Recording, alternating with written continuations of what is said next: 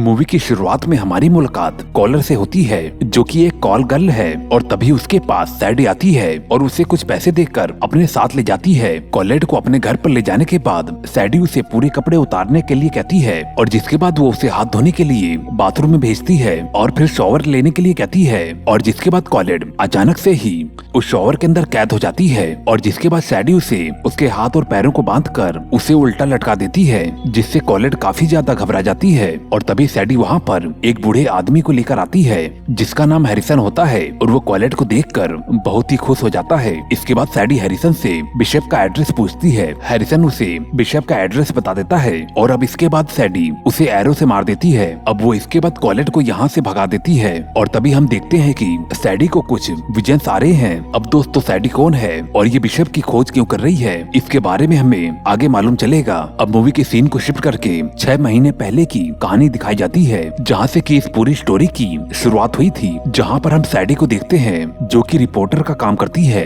जिसने हाल ही में एक सीक्रेट पार्टी के बारे में आर्टिकल लिखा है और तभी एथन उसे कॉल करता है और सैडी को कुछ इम्पोर्टेंट चीज के बारे में बताने के लिए उसे अपने पास बुलाता है और सैडी एथन से मिलती है तो फिर वो उसे ट्रिसिया के बारे में बताती है जिसका कि सैडी ने इंटरव्यू लिया था। एथन कहता है कि उसने जो नंबर दिया था वो फोन नंबर नहीं था बल्कि एक बुकमार्क था और जब मैंने उसके बारे में रिसर्च किया तो फिर मुझे एक होम पेज मिला जिसमें कि एक सीक्रेट मैप छिपा हुआ है। लेकिन सैडी एथन की बात को बिल्कुल भी सीरियस नहीं लेती। अब शाम होने पर ट्रिशिया के फ्रेंड कैटलिन उसे एक सुनसान जगह पर ले जाती है जहाँ पर की पार्टी होने वाली है, लेकिन ट्रिशिया को यहाँ पर आसपास कोई भी कार दिखाई नहीं देती। इसी वजह से उसे ये जगह काफी अजीब लगती है और अब वो अंदर जाने से मना कर देती है। इसके बाद कैटलिन अकेले ही जाती है और ट्रिशिया कार के अंदर ही उसका वेट करने लगती है, लेकिन काफी समय बाद भी कैटलिन वापस नहीं आती जिस वजह से ट्रिशिया काफी परेशान हो जाती है और कैटलिन को लेने के लिए घर के अंदर जाती है,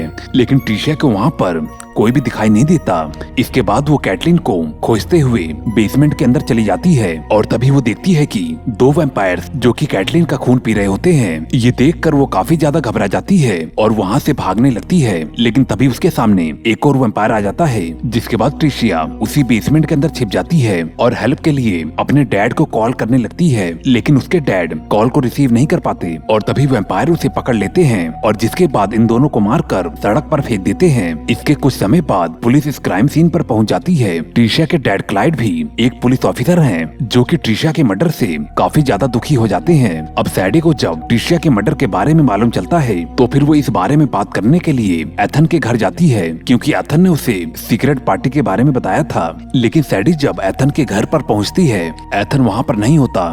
तभी वहाँ पर एक आदमी आ जाता है जो कि एम्पायर होता है और तभी सैडी इससे घबरा जाती है और बाहर की तरफ जाने लगती है, लेकिन वो वैम्पायर उसे पकड़ लेता है। इसके बाद वो उसे अपने अड्डे पर ले जाता है जहाँ पर एक पूरा वैम्पायर कल्ट रहता है और उनका लीडर बिशप है और वो सैडी के सामने एक ब्लैक पॉलिथीन रखता है। सैडी जब पॉलिथीन को हटाकर देखती है तो फिर उसके अंदर एथन का कटा हुआ सर होता है जिसे देखकर सैडी काफी ज्यादा घबरा जाती है। ऋषभ उससे पूछता है कि ट्रिशिया ने तुमको क्या बताया, लेकिन ट्रिशिया ने सैडी को कुछ भी नहीं बताया था। फिर ऋषभ कहता है कि तुम्हारी बॉडी सबसे अलग है।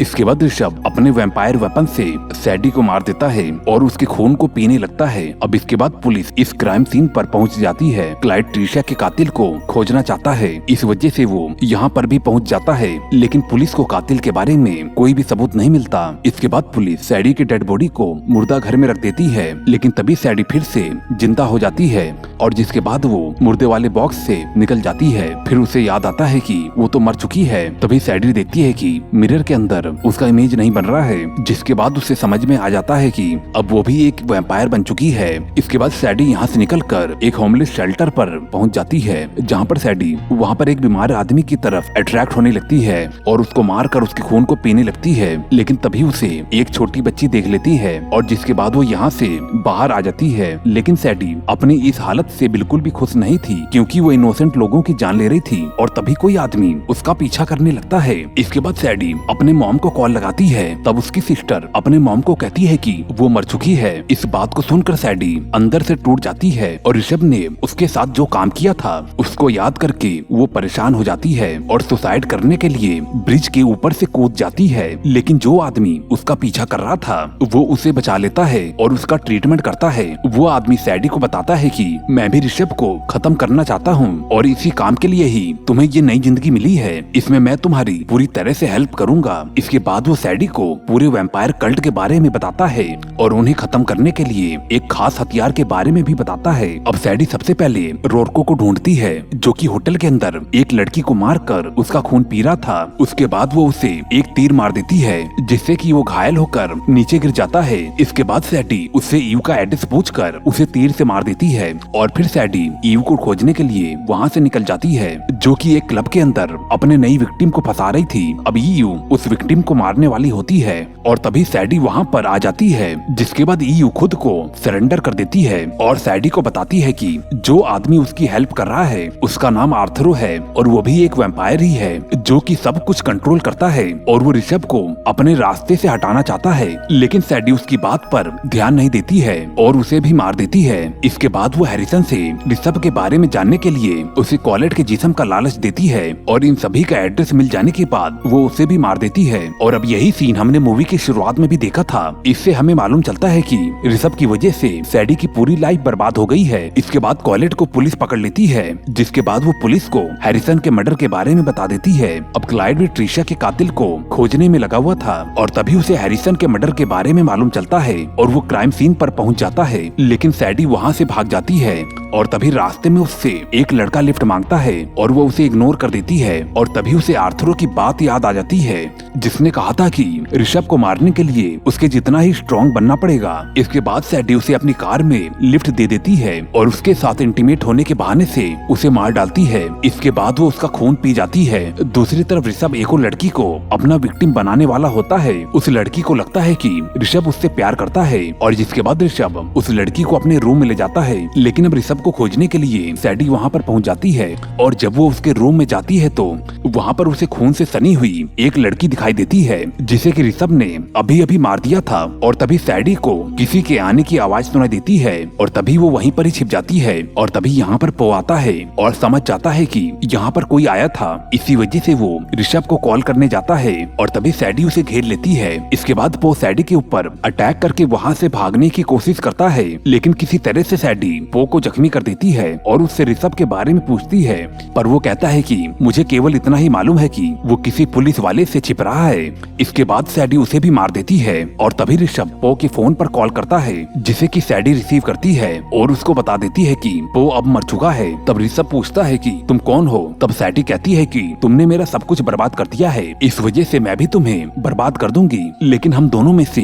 एक चीज कॉमन होगी, हम दोनों ही सुबह होने से पहले मारे जाएंगे। जिसके बाद सैडी उस क्लब में जाती है जहाँ से पब्लिक फोन से ऋषभ ने कॉल किया था, लेकिन अब ऋषभ यहाँ पर नहीं था। इसके बाद सैडी यहाँ के वेटर को कुछ पैसे देती है और कहती है कि जिस आदमी ने कुछ देर पहले कॉल किया था, अगर वो तुम्हें कहीं पर दिखाई दे तो मुझे जरूर कॉल करना।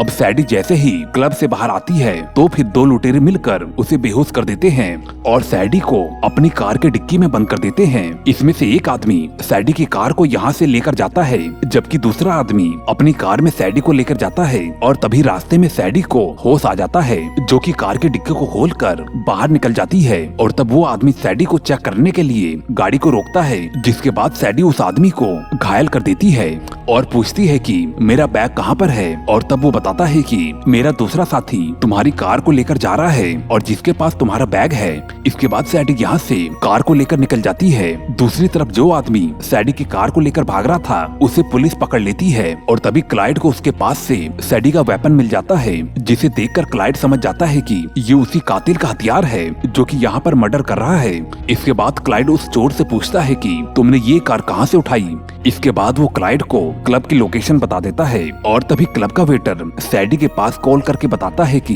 जिसे वो खोज रही थी अब वो यहाँ पर आया हुआ है। इसके बाद सैडी क्लब में जाती है जहाँ पर कि क्लाइड उसका वेट कर रहा था, जिसके पास सैडी का वेपन वाला बैग भी होता है और इसी ने वेटर से सैडी के पास कॉल कराया था और क्लाइड को लगता है कि सैडी उसकी बेटी ट्रिशा की कातिल है। इस वजह से वो उसे अरेस्ट कर लेता है और तभी उसे सैडी की कार में ट्रिशा की एक तस्वीर दिखाई देती है, जिसके बाद वो क्लाइड को बताती है कि ट्रिशा का कातिल ऋषभ है, जिसे कि मैं मारने के लिए खोज रही हूँ। इसके बाद सैडी क्लाइड को बताती है कि मैं एक वैम्पायर हूँ। ये जानकर क्लाइड काफी ज्यादा हैरान होता है और तभी सैडी क्लाइड का गला पकड़ लेती है, जिसके बाद क्लाइड को उसकी हथकड़ी खोलनी पड़ती है। इसके बाद सैडी यहाँ से जाने लगती है और क्लाइड उसे शूट कर देता है, लेकिन अब क्लाइड को यकीन हो जाता है कि वो सही बोल रही है। इस वजह से वो उसका ट्रीटमेंट करता है। दूसरी तरफ ऋषभ ने सैडी को लाने के लिए जिस आदमी को भेजा था वो खाली हाथ वापस आता है।